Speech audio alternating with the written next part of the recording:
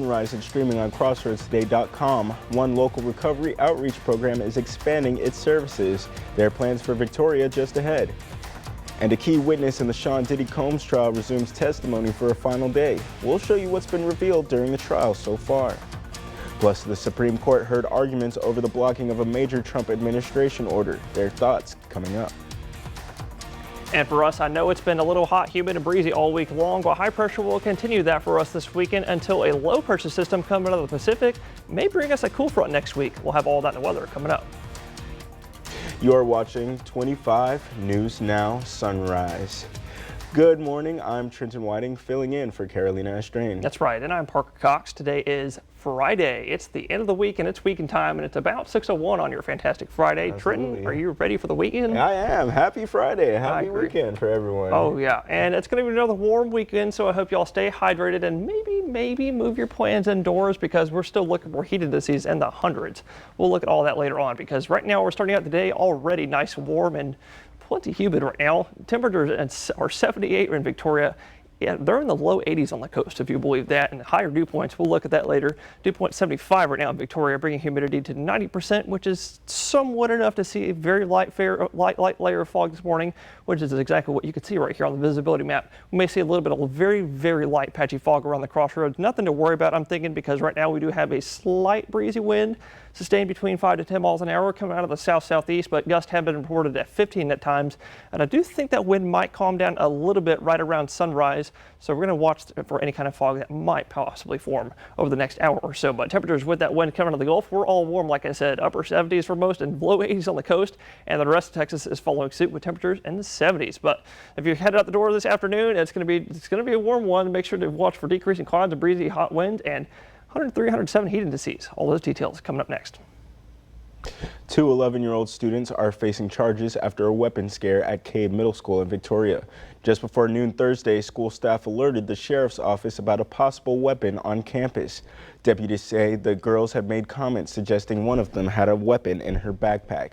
No weapons were found during a search, but both students were taken into custody and charged with making a false report to trigger an emergency response. They were taken to the Juvenile Detention Center. Billy T. Catan Recovery Outreach is expanding its services to offer more local treatment options for substance abuse disorders. 25 News Now reporter Ray Mosley spoke with Chief Executive Officer Daniel Barrientos to learn more about it. The Billy T. Catan Recovery Outreach Center started construction on Hope Ranch in February of this year. When open, it'll be the only inpatient facility in the area to treat those with alcohol disorder, substance abuse, or a co-occurring issue. Typical treatment will be 30 to 45 days for each patient. It's a big addition to our community. It'll help people who are indigent that sometimes are not unable to find treatment because of the cost of treatment. The organization's leadership is hoping to get a grant of $1 million that will help provide the supports needed. The catch? They need to raise $2.7 million on their own to qualify. Having Hope Ranch here in Victoria is not only going to serve our county, but it'll also serve all the surrounding counties that are rural in our area. The funding will provide living quarters for those in need of additional treatment, along with supportive services, such as mothers being able to have their children with them while receiving intensive treatment. It's really important that we have these types of services because they're life-saving services. People who are suffering with addiction need help, and so to be able to have that in Victoria is a big step in the right direction. Ray Mosley, KVU TV, 25 News Now. Hope Ranch is scheduled to open its doors in April of next year. Thursday marked Peace Officer Memorial Day, and law enforcement, city leaders, and the community gathered to honor those lost in the line of duty. Mayor Dwayne Crocker and County Judge Ben Zeller shared emotional remarks, reflecting on the courage and sacrifice of local officers. Then, in a powerful moment, names of the fallen were read aloud by members of the Victoria Police Department and the Victoria County Sheriff's Office, a moving reminder of the risks they take to keep the community safe. A Wisconsin judge accused of concealing an individual to prevent his arrest and obstruction appeared in federal court in Milwaukee Thursday. Milwaukee County Judge Hannah Dugan left court this morning without commenting on the case against her. Dugan was arrested last month by federal authorities for allegedly shielding a man in her courtroom from arrest by ICE agents. Dugan was indicted earlier this week. Now to the Sean Diddy Combs sex trafficking trial. The star witness, Diddy's ex-girlfriend, faces a second day of cross-examination.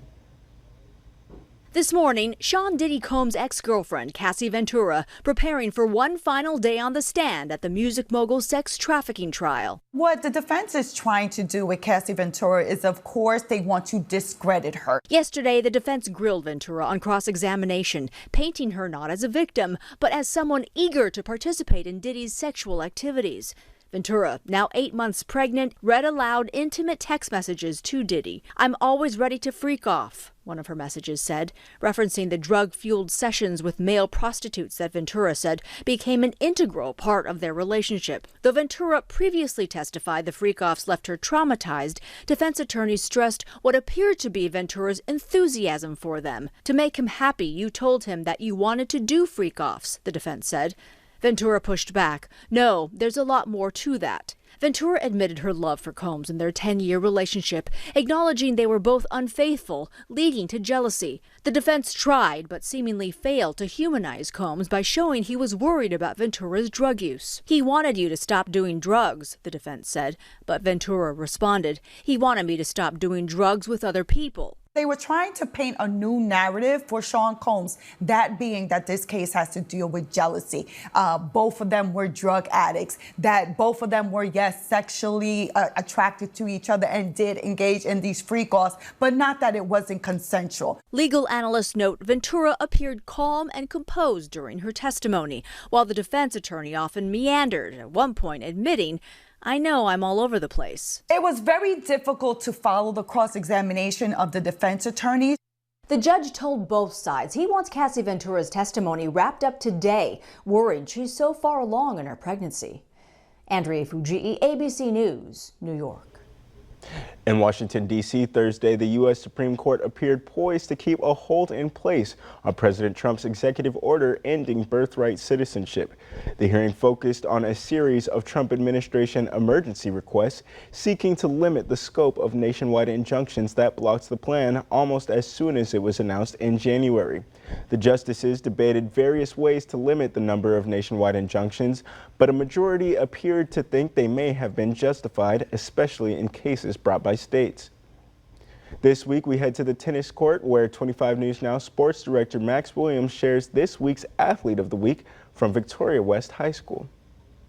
All right, Corral, so today is Friday, so that means who will be our Athlete of the Week? Last week we gave it to Goliad's Cord Zamsdell. Well, this week we're handing it out to Victoria West tennis player and McKenna Spencer. Here's more for our Athlete of the Week. Yesterday I talked about the Goliad tennis team advancing to the state tournament today in San Antonio. Well, for our Athlete of the Week this week, we're staying in the tennis area, getting to Victoria West tennis player McKenna Spencer. Spencer was with West and they were district champions and made her way to the regional tennis meet there in girls singles competition, where she did lose to the number 2 ranked player in her draw. Despite the tough loss in regionals, though, McKenna feels proud of her performance and being there with her teammates. I was so proud to be there with more teammates this year, and just everybody there was amazing. Everybody played so good, and just the environment there was just so welcoming. Now, even though McKenna has excelled in singles competition throughout her 4 years, she also enjoys playing doubles as well. She told me the difference between both styles. I'd say doubles is a lot more fun, but I do love singles a lot. I used to not. I used to hate it. But it has grown on me, and I really just being able to be by myself and think and just to talk to myself during the matches and just take it one step at a time. Spencer advanced to regionals in girls doubles competition during her sophomore year and then in mixed doubles in her junior year with her partner, Anthony Garcia. Even with her success in doubles, Head West tennis coach Crystal Blazak wanted to challenge McKenna going into her senior year. I did that, but I also look at when we transition into the spring season, I try to look at how I can get the most kids out and advance them from district. And so I think the best option and the best route this year was for her to go singles and then some of my other players to go doubles. Now, McKenna's tennis journey won't stop here in high school, as she will be playing at the collegiate level at Maryville College in Tennessee next year. Can't wait to see what she does at the next level, and congrats for being this week's Athlete of the Week. Congrats again to McKenna Spencer for being this week's Athlete of the Week. This is Max Williams, 25 News Now Sports. Remember to follow us on YouTube, Crossroads Today. Hit the like button and click the notification bell. The time is now 6:10 on your Friday morning, and here's a look at what's coming up next on 25 News Now Sunrise. A local dance organization took to the global stage. How they placed, coming up. America's largest retailer is warning prices will soon go up as it navigates the impacts of tariffs. I'm Christiana Cordero in Washington with the details coming up. And also coming up next after the break in the short-term forecast, like you heard me say, it's going to be another breezy and also hot day today. So coming up next, I'll tell you just how breezy and hot I think it'll be near you.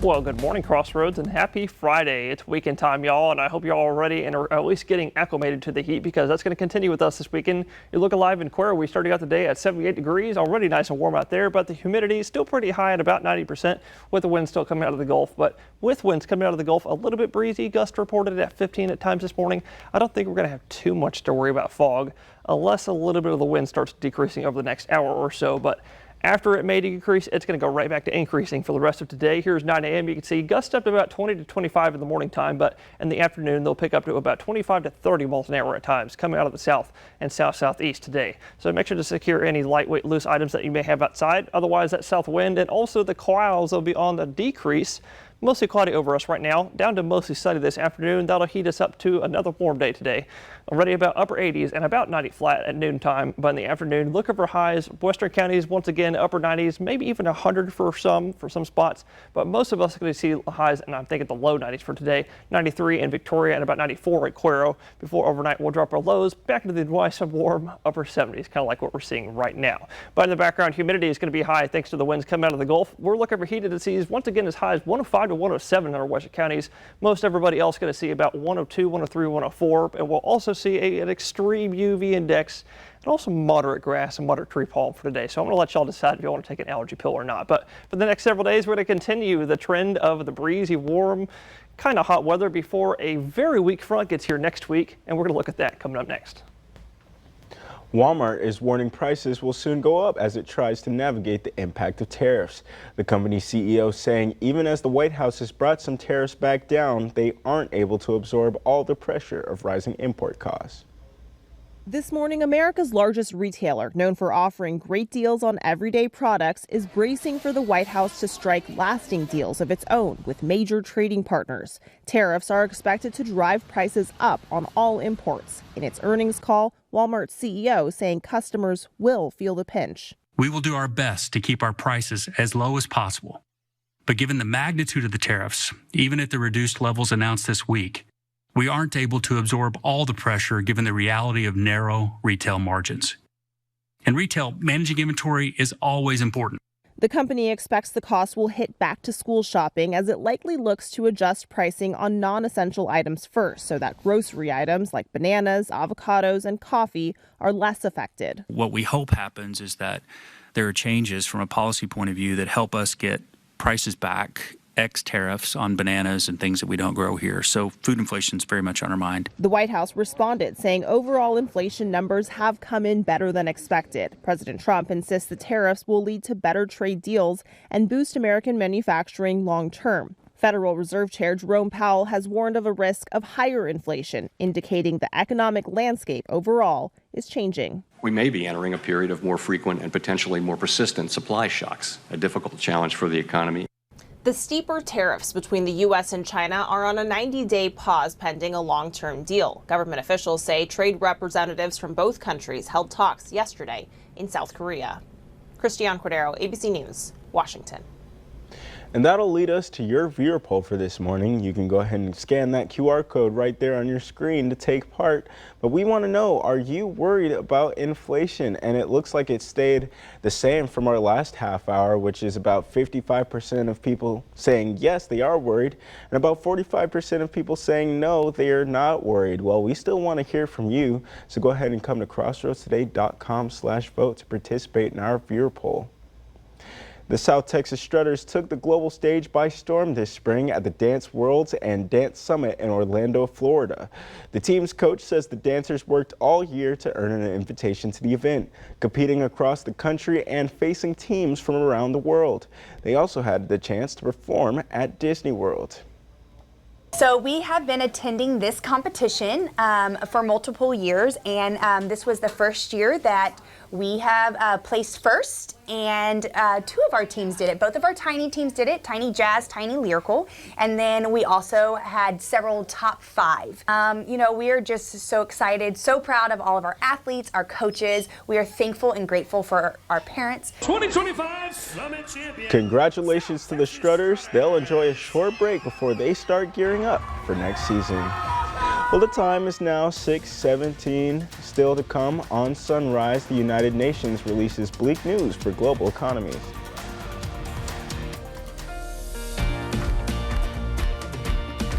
Happy birthday to Lachlan. Happy birthday, Lachlan Villa. You are a special and amazing boy. Oh, happy birthday, Lachlan. And also happy birthday to Emily. Mom, Dad, Bubba, and I wish you a happy 9th birthday, baby girl. We love you.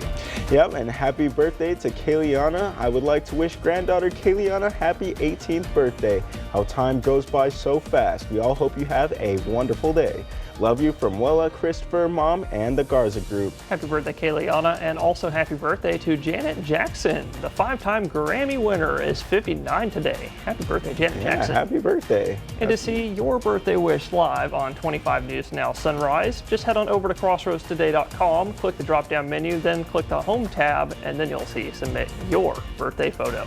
Yes, sir. Yep, the time is now 6:18 on your Friday morning, and happy birthday if you're celebrating one today. That's right. Happy birthday. Stay with us. We'll be right back.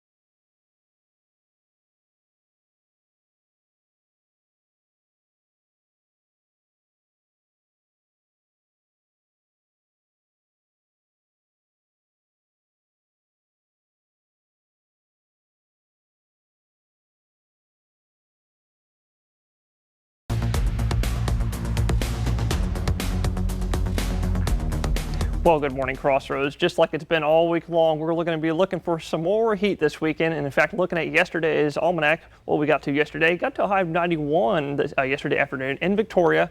That was in Victoria County.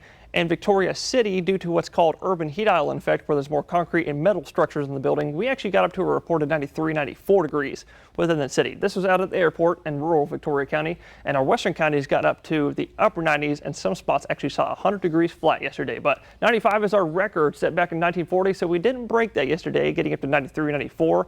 But another thing I can almost guarantee that you noticed was the wind yesterday. Here are your reported wind gusts of the max reported wind gusts over the last 24 hours. We saw winds as high as 45 miles an hour here in Victoria City yesterday, and this actually happened right at about noontime. And actually, I was outside when that happened. It was surely windy. Almost knocked me over. 43 was reported over in B County. And with all of that happening this week, that's going to all lead me to today's weather poll. Today, I ask you, with all of that weather happening this week, which weather type has been most noticeable to you this past week? And it looks like now we got a majority voting for heat, with 40% of the vote coming in, 20% voting humidity, 30% voting for wind, and 10% are voting for that beaming Texas sunshine. But y'all can continue voting by going to crossroadstoday.com/vote-weather to participate, and I'll always read those answers for the rest of sunrise. But bit of a windy one yesterday, and the winds will pick back up as we go into Sunday and Monday. Gusts will actually be up to 40, maybe even 45 miles an hour again. But today we're looking for the heat continuing. I'm thinking a high of 93 in Victoria, which is not near our record, 96. I don't think we're going to break that today. And the temperatures will continue like that for the rest of Texas. Lots of hot 90s and even some hundreds along the Rio Grande. Now, also, something that's going to happen over the weekend time. We're looking at some severe weather, not over here, but up in North Texas and also over the Mississippi River Valley. They have a level 4 out of 5 risk. And tomorrow, Saturday, they have a level 3 out of 5 risk over Kansas because a low pressure system is going to be coming off the mountains this weekend, bringing us a weak cool front next week. And we'll look at that coming up later. Here's today's question of the day. Today is National Barbecue Day, so we ask you, what is your favorite kind of barbecue? Like us on Facebook at Crossroads Today and post your answers to today's question of the day. We'll read your favorites live coming up. The United Nations has fairly bleak news for world economies. The World Economic Situation and Prospects report says tariffs are threatening production costs. It goes on to say global supply chains could be impacted, amplifying financial turbulence. That, combined with geopolitical uncertainty, is prompting many businesses to delay or scale back investments. Global GDP is now forecast at 2.4%, down from last year's 2.9%. The U.S. is expected to be hit hard, with growth falling from last year's 2.8% to 1.6%. Now, there's a flurry of activity across Chinese factories and ports. American and Chinese companies are rushing to make the most of the 90-day tariff pause. Bookings for shipping containers from China to the U.S. have spiked almost 300%. Meanwhile, multiple Chinese media outlets have reported that suppliers are working overtime to meet the surging demand from U.S. companies looking to restart orders. The pause is for an initial 90 days as negotiations for a permanent deal continue. Still to come on Sunrise, news to know before you go. A new report from the CDC shows a new leading cause of death for teens and children. The details after the break.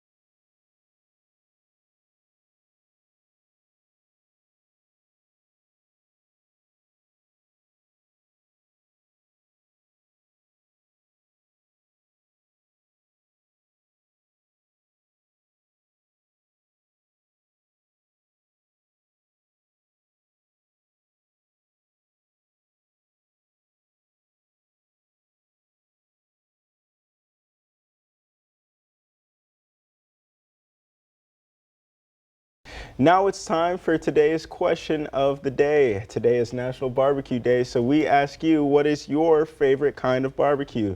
And we've got some comments here on Facebook. The last half hour, we heard from John Ross, who said he likes a nice lean brisket, and Scott Snow, who says he likes ribs and sausage. We got a few more comments, though. Mary Helen Pena says everything on the pit. Brisket with a little fat, like I was saying, and sausage, ribs, and chicken, and even grilled ribeye. You were saying steak.